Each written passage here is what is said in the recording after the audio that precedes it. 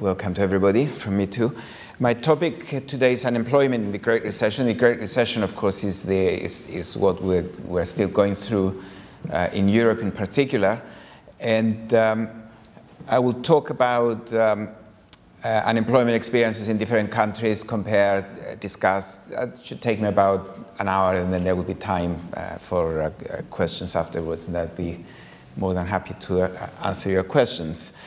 Now, the Great Recession, I mean, it's still controversial to some people, but the way I see it, at least to the extent that it affected unemployment, it started with a downturn in housing markets because there were many housing loans that led to financial failures.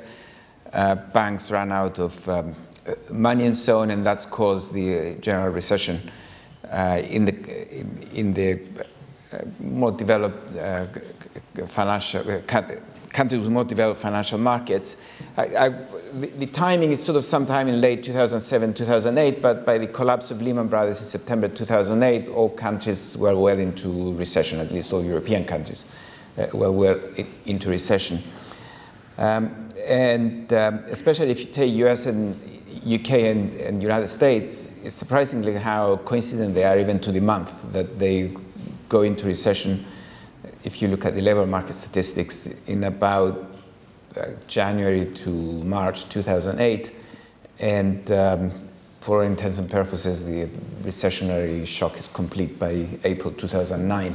What happened after that was a different experience, and I'm going to talk about that later on.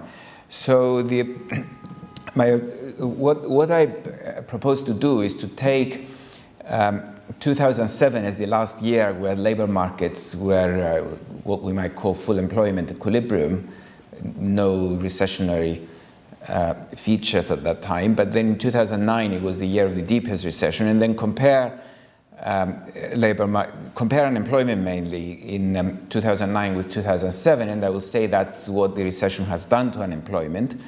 And then I will talk a little bit about what happened since 2009. And my objective mainly will be to evaluate labor market institutions and policies and how they affected unemployment, rather than talk about why we had recession or what does recession do to unemployment. My concern is to come up with something useful, if you like, for policymakers, is to say that this kind of institutional arrangement in the labor market, or this kind of policy in the labor market, is better than another, and therefore come up with something that hopefully will be of use to policymakers, if not in this recession, in a subsequent one, because they do happen, these things. So the outline, the subheadings, if you like, that I will talk about is, first of all, I will ask what happened to unemployment during the recession and after. Then can we understand what's been happening to unemployment? Then can we understand why there are country differences? And finally, talk a little bit about what's happening to Europe, and especially the European periphery, since 2009, when it's the year that I take to be the depth of the recession. Okay, first of all, what's happened to unemployment? I'm going to give you lots of graphs here. You don't have to follow them all, but economists do like numbers, as you know. And I will talk a little bit about the unemployment, not a little, I mean, I'll talk about the unemployment experiences with the help of these graphs. So first is the overview of the impact of the recession on unemployment. Now here you see the sort of broad picture of what happened to unemployment in various countries of the OECD. You can see that despite the recession,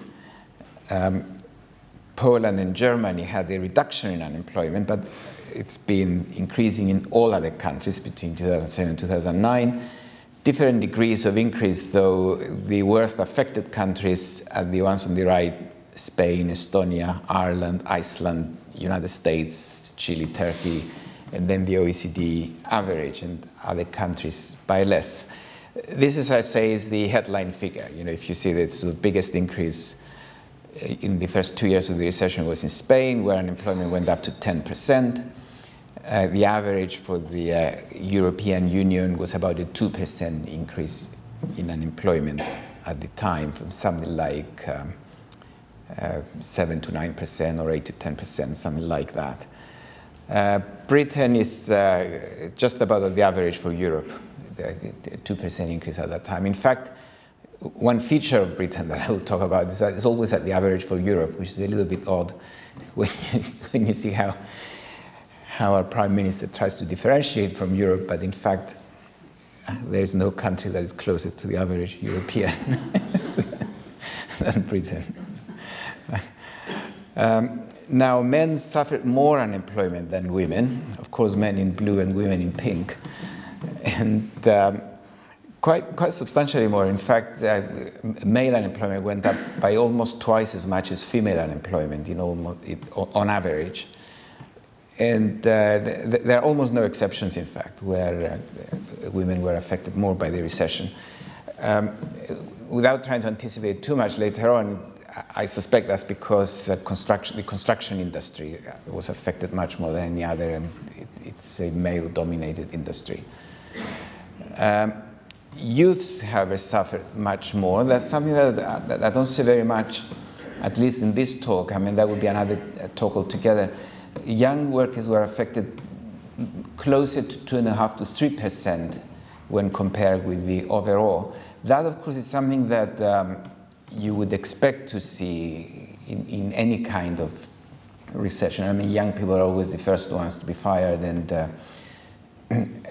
they're the ones who are looking for jobs, and if there are no jobs, then obviously they will experience more unemployment. I mean, bad as the figures look, in relative terms, young workers are not doing worse now than in periods of full employment. Even if countries are in full employment equilibrium, youth unemployment is usually about 2.5 times adult unemployment, and that's what we have in the recession as well. So just like Spain was the worst affected country at the time, overall unemployment going up to 10%, its youth unemployment went up to 20%, so it's twice as much as the adult as it was before.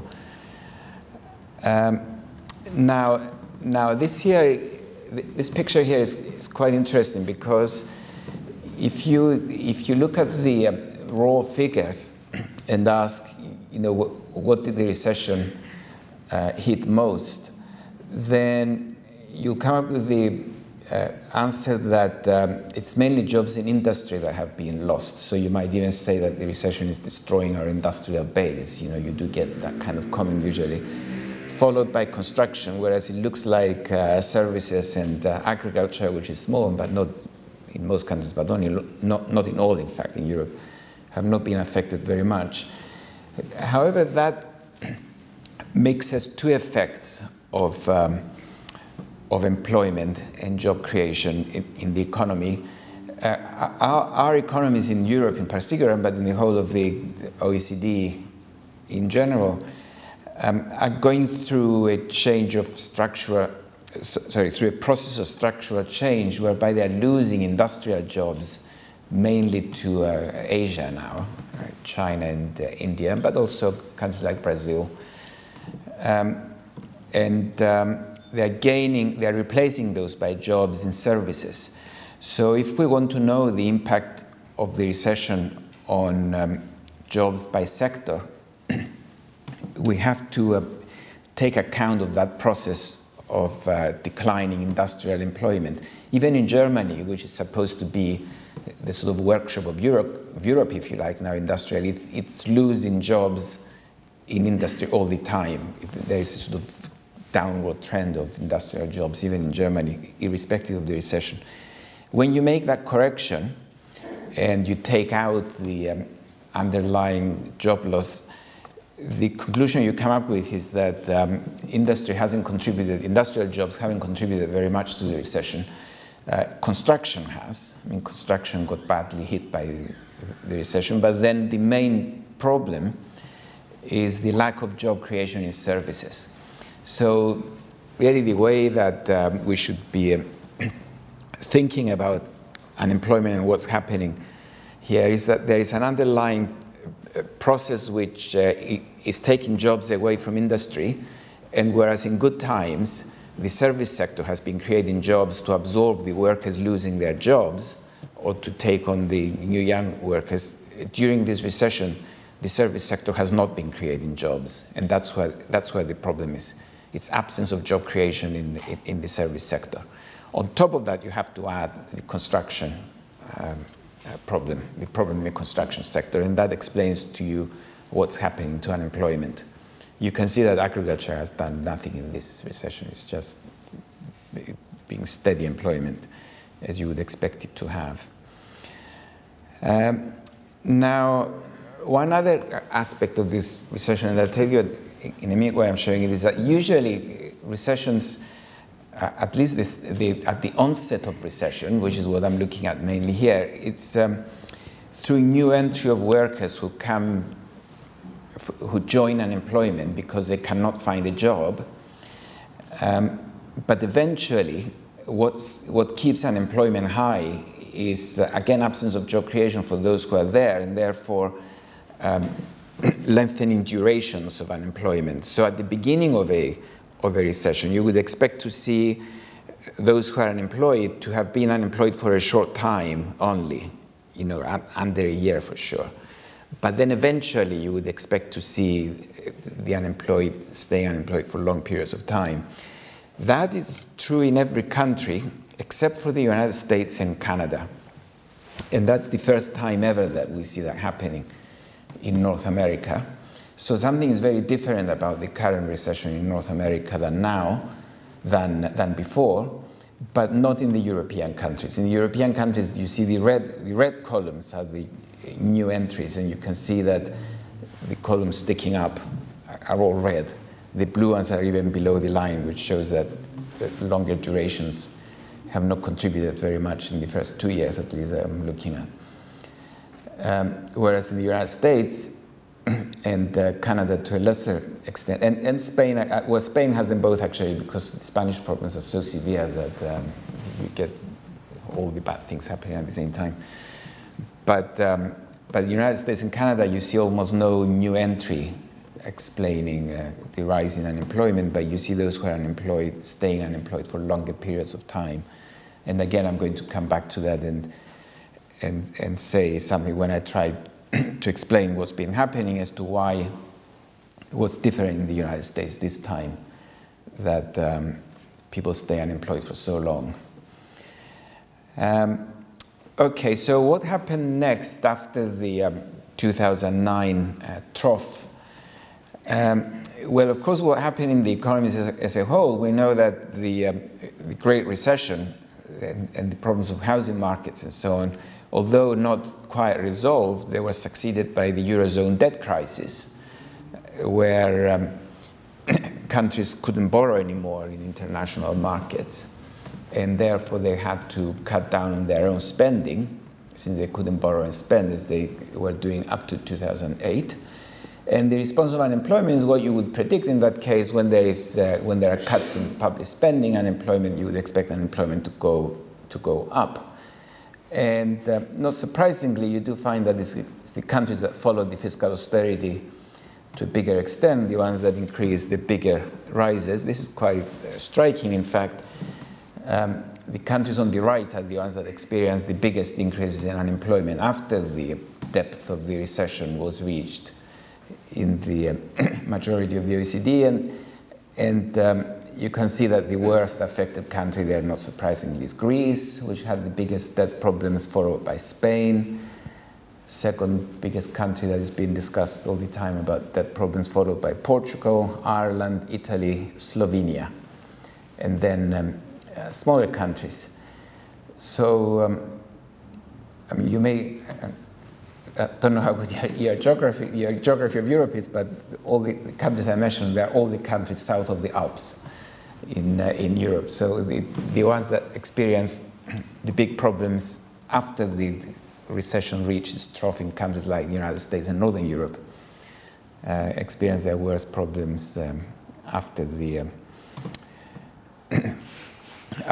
bottom of the recession. Of course, the only country missing from here is my birthplace, Cyprus, but Cyprus would have been to the right as well. It had no problems at all up to 2009, and now it looks more like it's between Spain and Greece. It would have been second.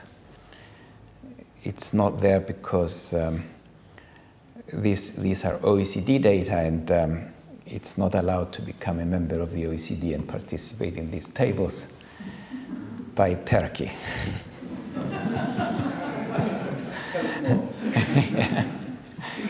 I thought I'd throw this one. As a researcher, of course, speaking entirely as an economic researcher. Okay, so now we understanding unemployment. Now, how can we understand what we are seeing here? Now, well, this slide is a little bit repetitive, actually. But to understand what's happened to unemployment, I want to repeat this to remind you that the problems we had is sort of recession in housing markets, problems in the construction sector, and that has brought wealth reductions that reduced the strength of aggregate demand in the economies, and at the same time, countries that had bigger construction sectors suffered more the problem. So what I'm going to do is the following. I'm going to say, let's see on average how much of the rise in unemployment is due to the fall in aggregate demand in these economies. And second, let's see how much is due to the size of their construction sector. And then I'm going to concentrate on what's left over. In other words, what I'm going to do is to say that, okay, countries have been affected by this shock, by the general recession. You would expect unemployment to go up by a certain level. So let's find what the average increase in unemployment is in all the countries. Countries that have big construction sectors, there's extra unemployment that we can explain in that way. But then there will be something left over. And that something left over reflects the ability, if you like, of a labor market to absorb a shock without undue rise in unemployment. If what's left over, what I call here the residual rise, is big, it means that the country's institutional structure or the country's policies are such that they give a bigger rise in unemployment in recession. If that residual is small, it means that compared with the other countries, this country is doing something right as far as unemployment is concerned, and the rise in unemployment is less than what you would expect to see on average. So I'm doing what I call here the decomposition of the rise in unemployment. I remove the impact of the fall in aggregate demand and the bias to that fall due to the construction sector, and then the remainder I'm going to show you in a graph, and I'm going to use that graph as an indication of which countries have labor markets or labor market arrangements in terms of policy and institutions that are friendlier to unemployment, if you like, and which are the ones that, by friendlier meaning that they give less of a rise to unemployment, and which countries have institutional arrangements that give you a bigger rise in unemployment. And when you do that, you see it here. What comes out of here is that the country with the worst institutional structure as far as unemployment is concerned is Spain. Spain has a big construction sector as well. I'm going to show you later on. But in addition to that, it also has the worst institutional structure with respect to unemployment, followed by Turkey, United States, Chile, Iceland, Israel, Canada, and the countries that at least up to 2009 had the best institutional structure for limiting the impact of recession on unemployment. Go Portugal, Japan, Germany, Slovakia, Austria, Luxembourg, Greece, Italy. Now, Portugal, Greece, Italy, their problems came later, so we can leave them for now. What I'm going to do is to take I'm going to highlight some interesting country cases from here and focus on those. Now, I did mention about the UK being average. Of course, you can see it here as well. It's bang in the middle. It's not bad and it's not good. You know, it's along with Ireland and Netherlands are right in the middle of the performance in the entire OECD. Okay, so these are the interesting cases that I want to consider. I'm going to take United States and Spain in that they have a worse outcome than average. United Kingdom, which is right in the middle. I'll say something about that since we're in Britain. Germany, that is better than average. I'm going to talk about that. And then I'm going to look at Italy, Ireland, Portugal, Spain, and Greece after 2009, because that's when they got their problems and why they had that problems. Where they had those problems. Okay, so this is my third subheading. I'm probably talking a little bit too fast now. It's always dangerous when I slow down, because I discovered that I slow down too much when I try to slow down. Country differences now. Now, in the United States, taking first the sort of bad cases, if you like, with respect to unemployment. You know, the ones that have worse outcomes than the average with respect to unemployment. Now, the United States, to begin with, had a reaction to the recession that was very similar to the reactions that it had in the past. Economists like Bob Hall and others documented that repeatedly.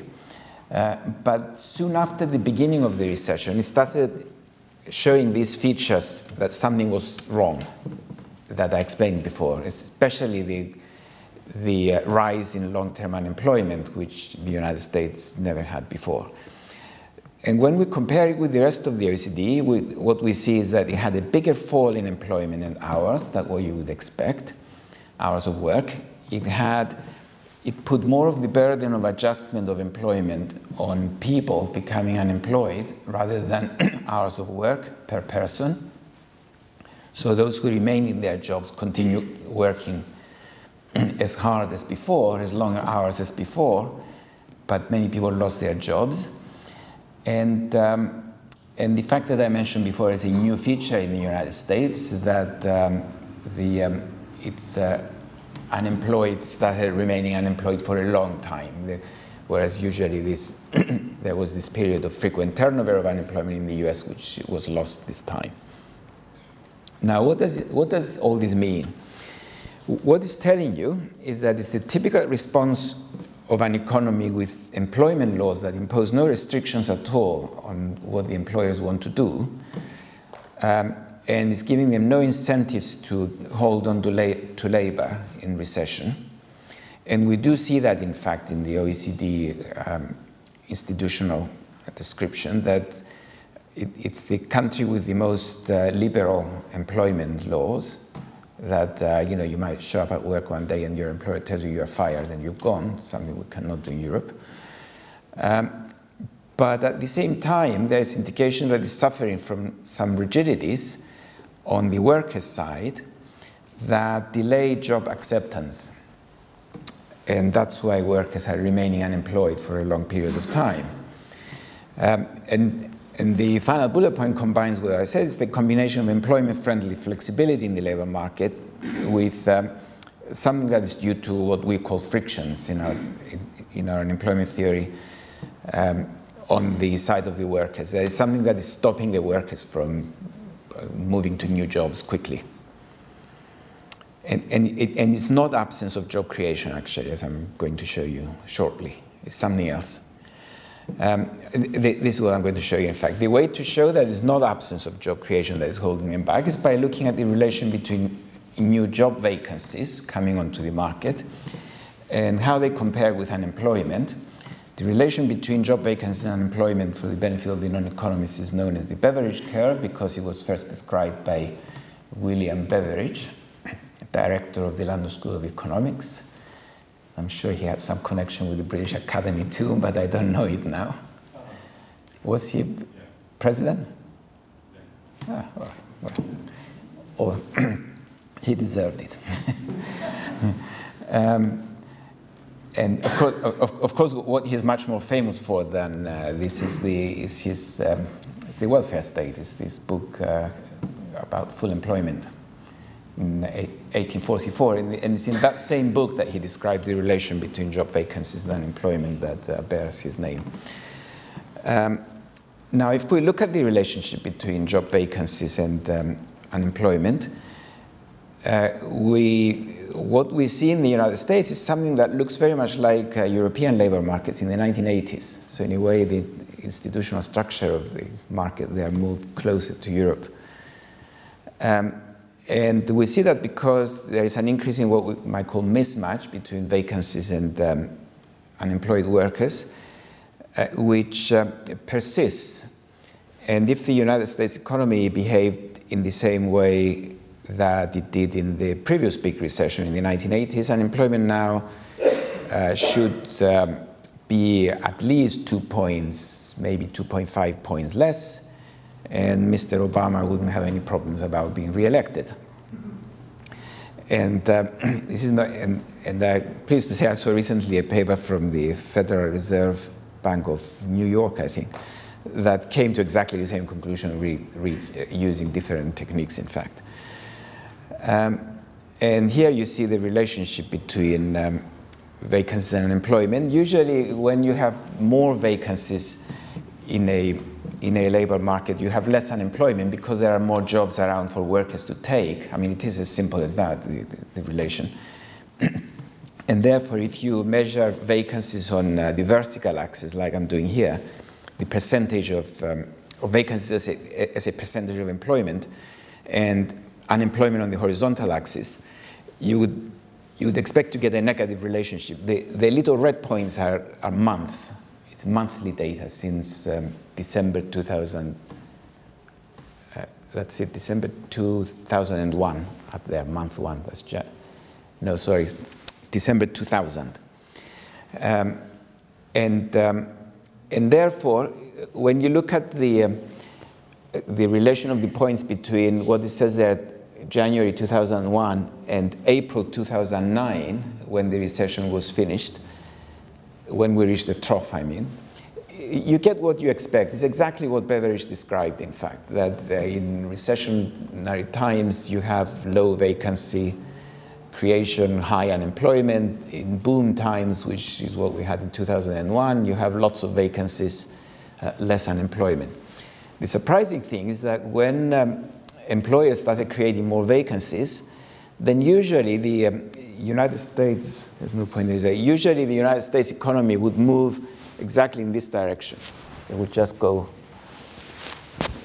it would go back up like that. But instead of going in that direction, it was going further out, which means that workers were not taking those jobs. And you can see in a very simple way where unemployment would be now if we didn't have these problems. So that point that you see, August 2012, which is the most recent observation we have in the, at least on the website of the Bureau of Labor Statistics, will have been in that bunch of red points over here. So unemployment would have been about 6%. Instead of the current 8%, at least.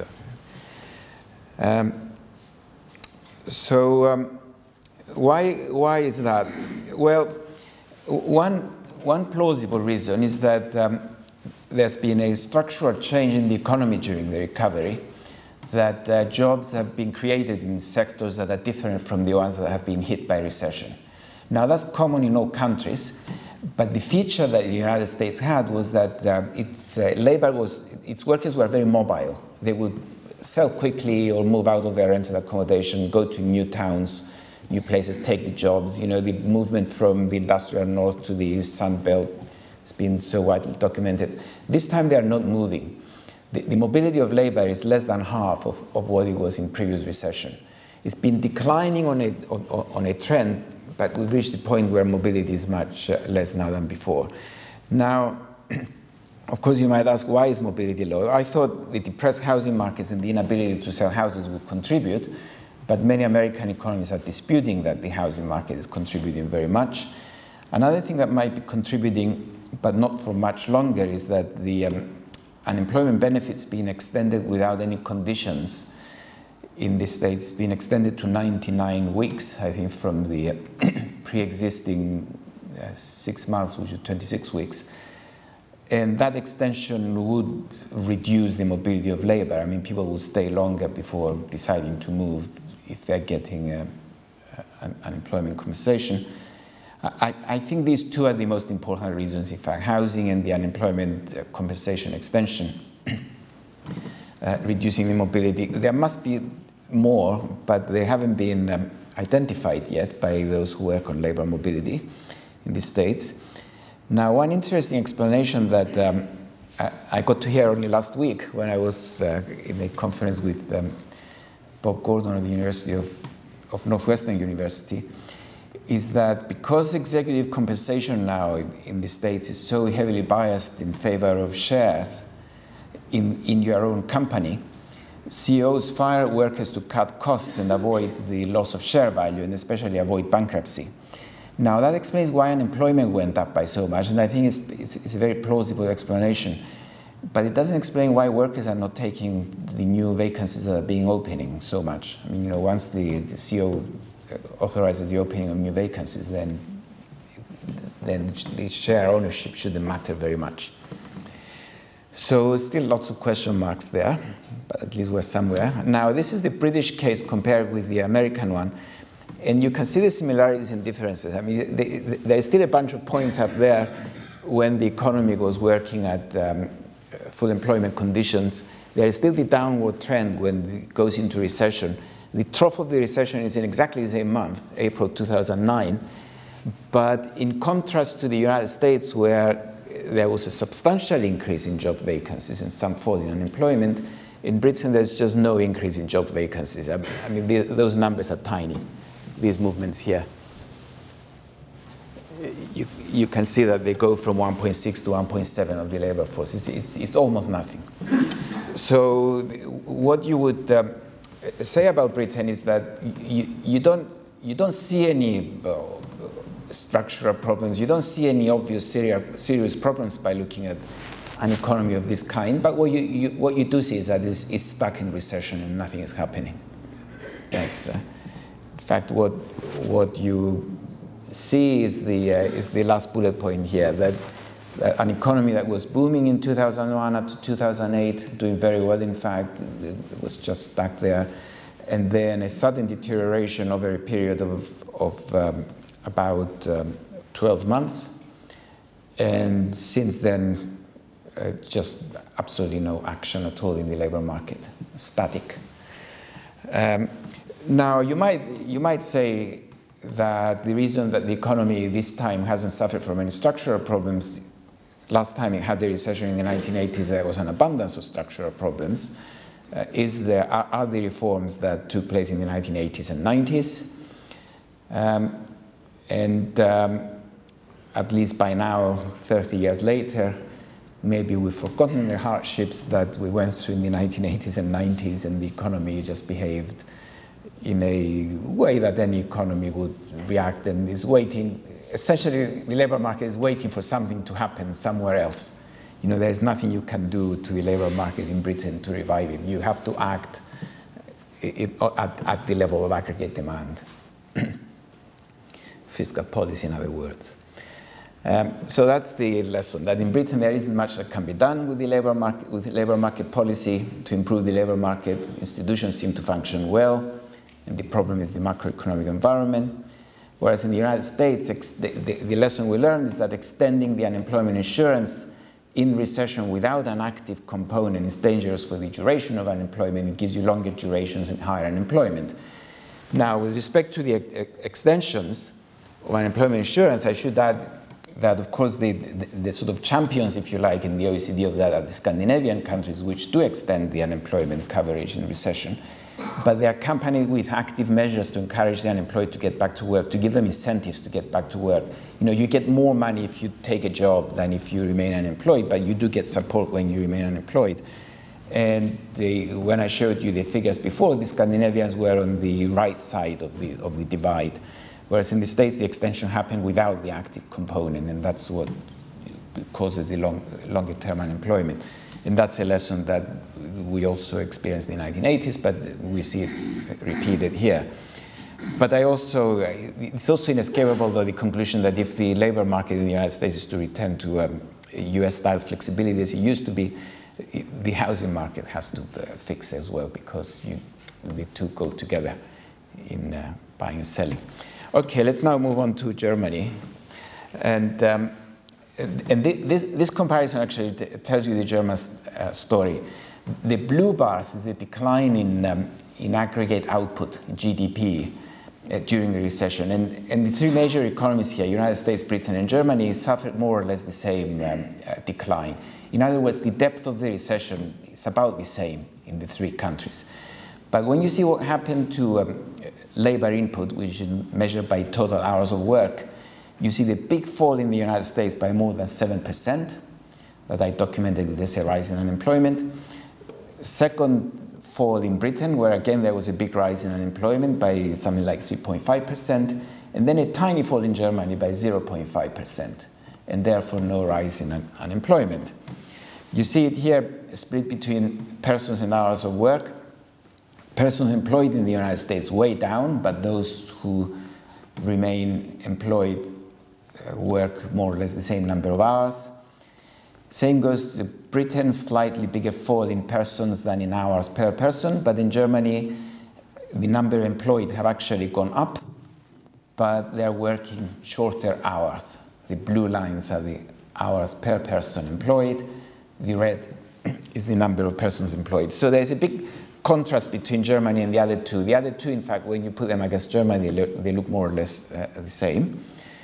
And why is that the case? I mean, this slide just describes the facts that I've just given you.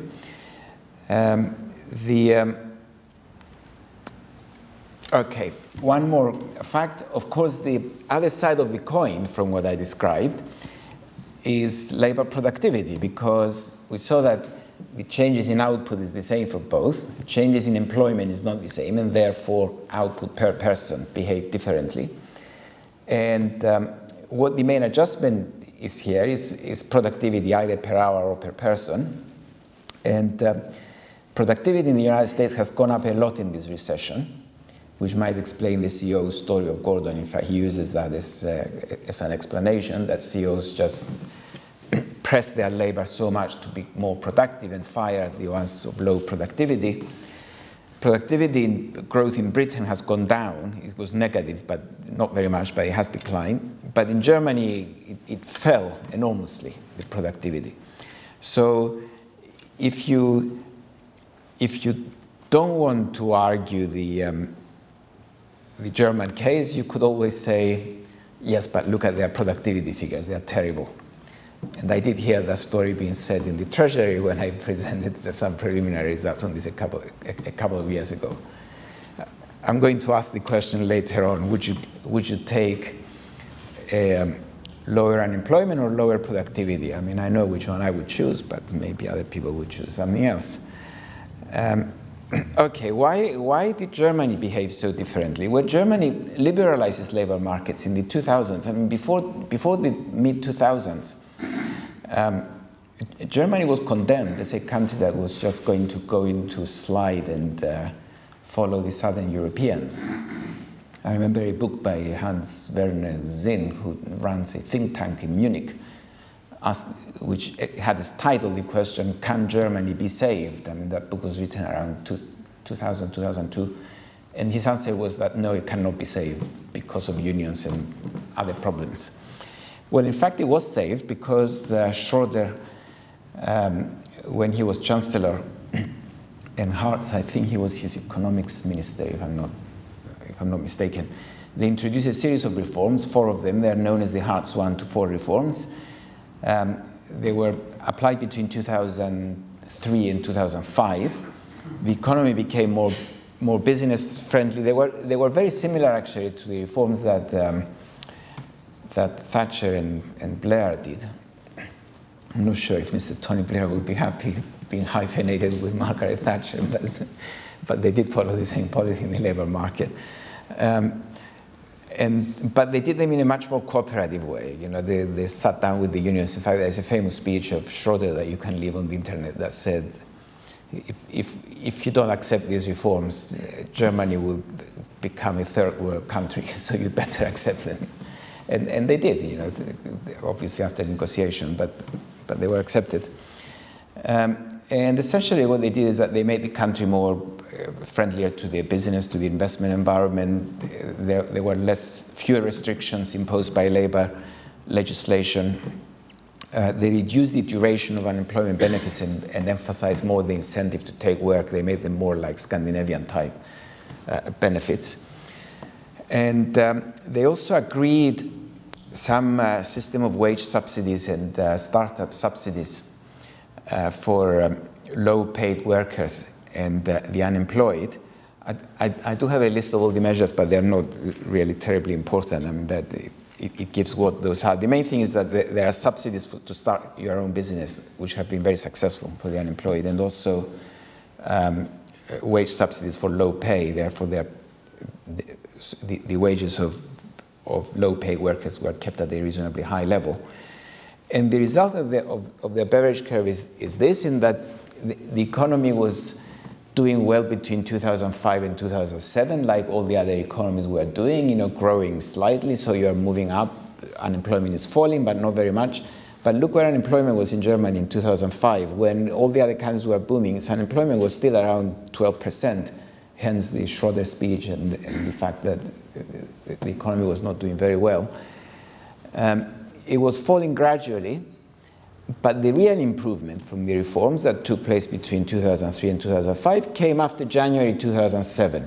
The economy is moving that's as right a direction as you can get in this diagram. You know, despite the fact that the number of job vacancies is not very much and it's falling a little bit, unemployment is falling rapidly. So by the Lehman collapse in September 2008, unemployment was down to 8%, and then it stayed there or fallen a little bit since then.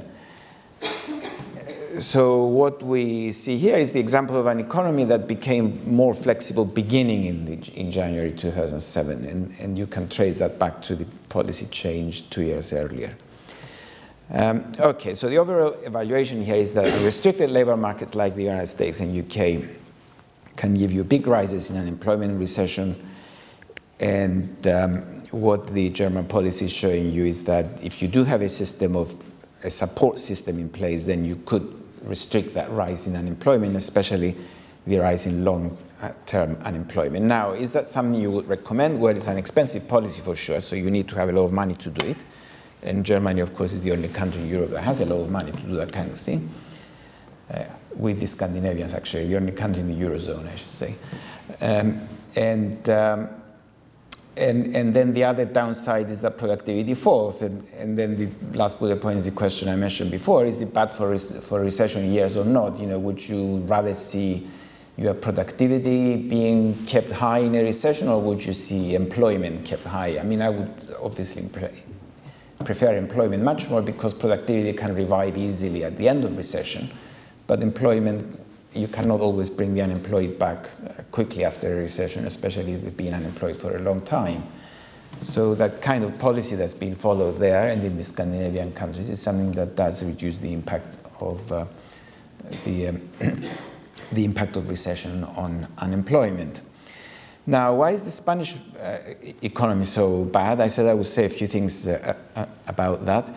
I mean, it has had the worst performance, actually, the Spanish economy, irrespective of its recession. The structure of its labor market is the worst in Europe. It's even worse than the Greek structure, in fact, than the structure of the Greek labor market.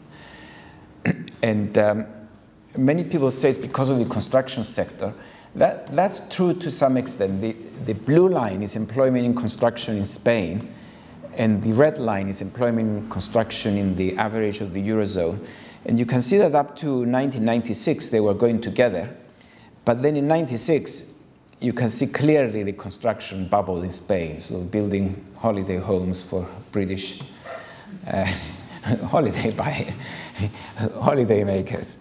It really takes off at this point here. And by the time of the crash in 2008, it's got something like 4% of the working age population. That's a big number, by the way. It's a huge number. It means that it's more, in terms of employment, it would mean more like 7 to 8% of more employment in the construction sector in Spain than in the average of the Eurozone. And then suddenly it all collapses, comes down in 1 year or 2 years. Now, obviously, that's going to cause a lot of unemployment. But in fact, despite the massive collapse, the size of the construction sector in Spain is still at the average of the Eurozone. It hasn't come below. It's just come down to where it should have been without the bubble. Now, when you take out the unemployment, though, that is due to this, 4 percentage points in the size of the construction there, you are still left with a lot of unemployment to explain. So the clear message is that although the construction sector helps to explain the big rise in Spanish unemployment, is that there is also something else that is wrong. And when you look more deeply into the figures, that thing affects women more than men in Spain, unlike the rest of Europe. And it affects young workers much, much more. And what you could blame for that is the policy they had when recession came on. The policy was that there was a very strict regulation, both by legislation and trade unions, that favored workers in permanent jobs. Those jobs are usually held by men over the age of 30. And those jobs were protected. In fact, they kept getting pay rises during the recession when all those things were happening in the construction sector. And job creation for other types of jobs in temporary contracts just ceased completely. And therefore, it affected everyone who wasn't a man aged 30 to 60, presumably women and young workers. Now, in fairness to the Spanish, there's been a lot of work on that by Spanish economists, especially labor economists, where they show that arrangement causes a lot of volatility, big rise in unemployment and recession. In fairness to the Spanish, is that, especially with the election of the new government, there have been reforms in the right direction, that the protection given to the permanent employees has come down, and more protection is given to other workers.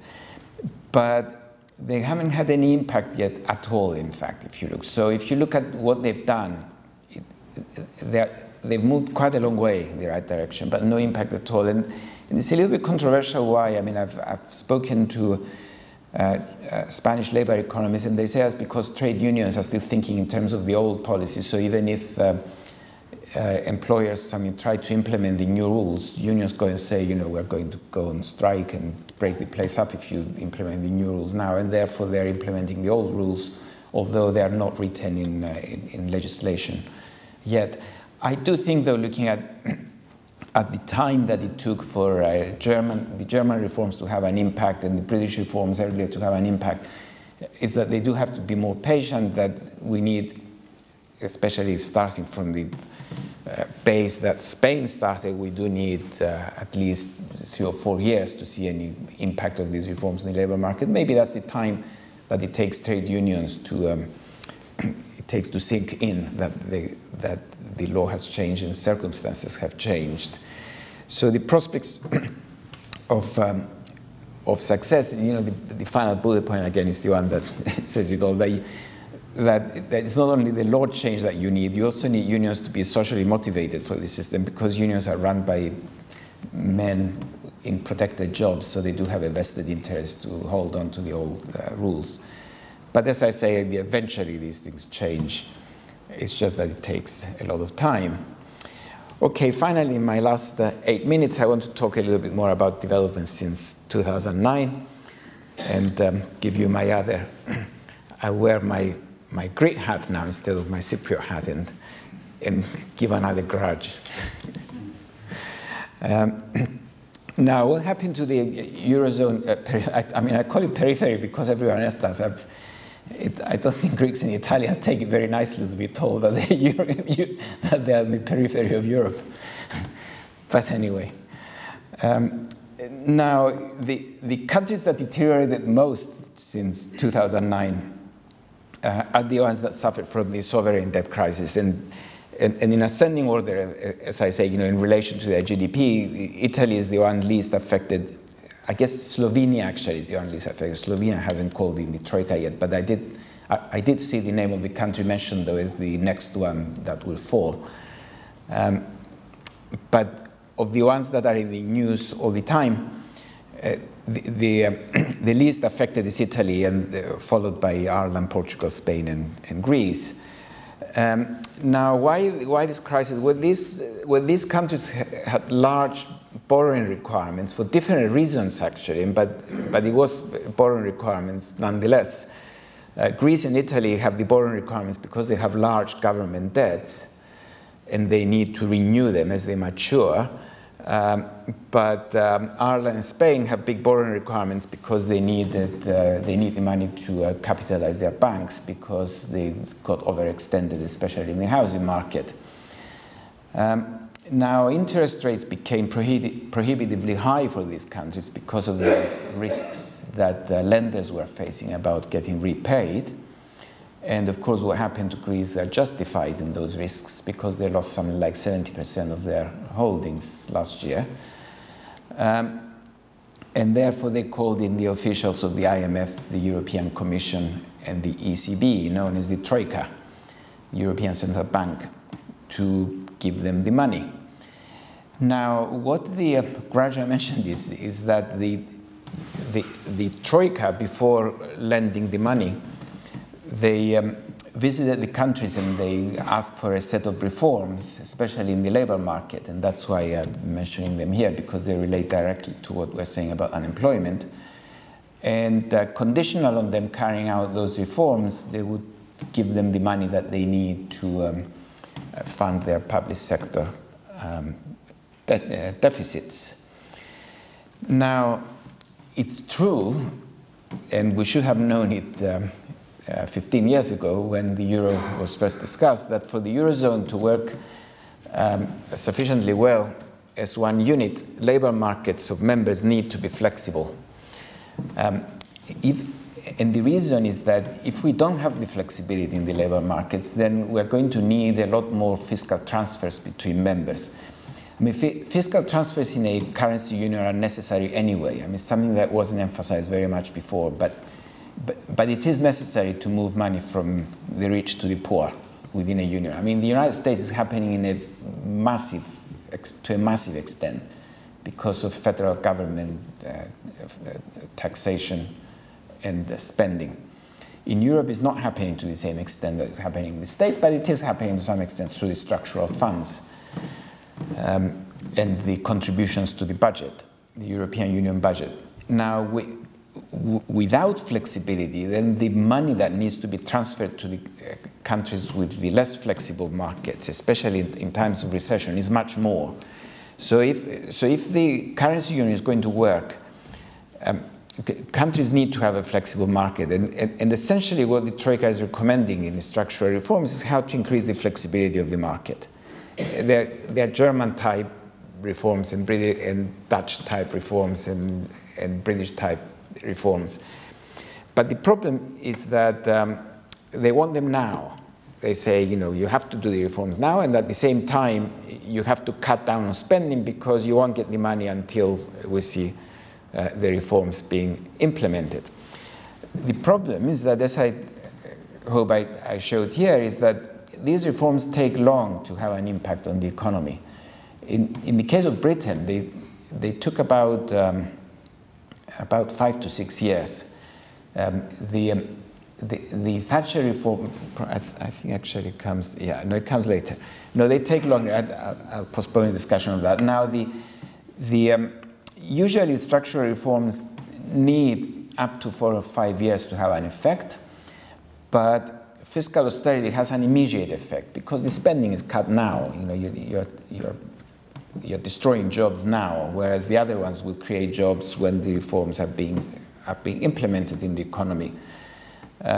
So if you apply at the same time the fiscal austerity and the structural reforms, then you'll see a lot of deterioration happening.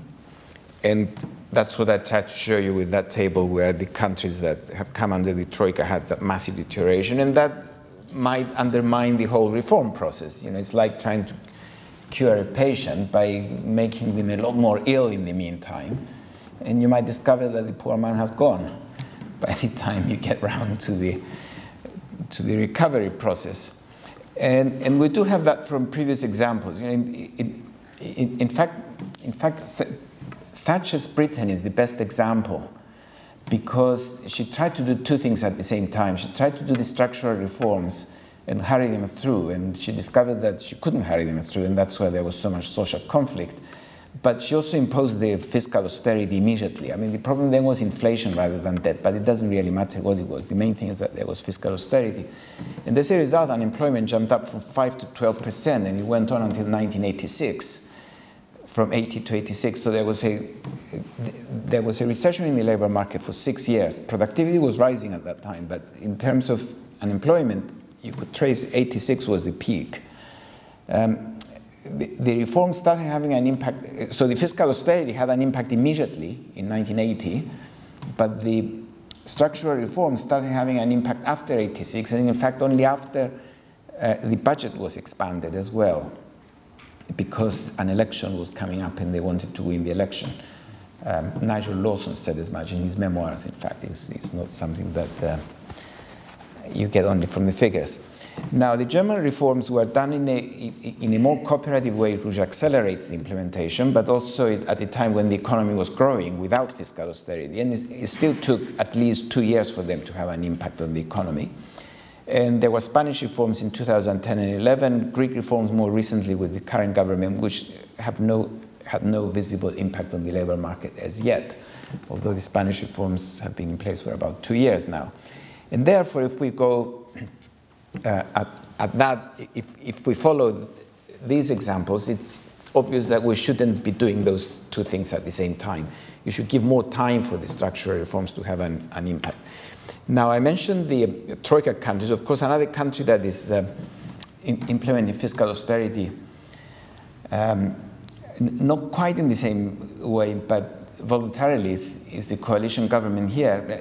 The policy that is following is similar to the extent that it wanted to revive the private sector and reduce the debt in the public sector at the same time. So the way they tried to do it was to give some incentives to the private sector, not that many because the institutional structure is not bad, but by cutting down on the public sector. I mean, what the view was that by cutting down on the public sector, you are indirectly encouraging job creation in the private sector. But in fact, again, that's not the case because of the lags of effect.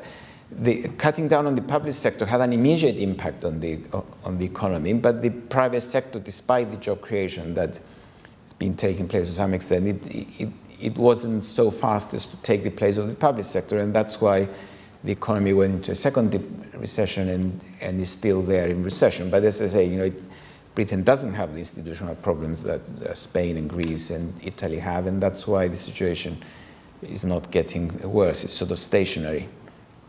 Now, is there an alternative? Well, of course there is an alternative because of the large amount of funds that have now been put up in Europe to rescue the debt. And an obvious alternative is to switch some of those funds from the European Stability Fund into the European Structural Fund and then use it to fund investments and then impose investments in the countries that are under observation or under scrutiny, and impose the fiscal austerity gradually as the economy starts reviving with the investment. Otherwise, there's just no prospect of anyone investing in those countries, because who will go and invest now in the countries that are being put so deeply into recession? And in fact, I don't know what the outcome will be. many people that I talk to say that the Eurozone is bound to break up because they don't see any future in the four countries, in the four southern countries. So that's the conclusion there overall, that countries with poor institutional structure in the labor market suffer the biggest increases in unemployment or poor policy. I explained what those poor policies were by looking at the US, Germany, Britain.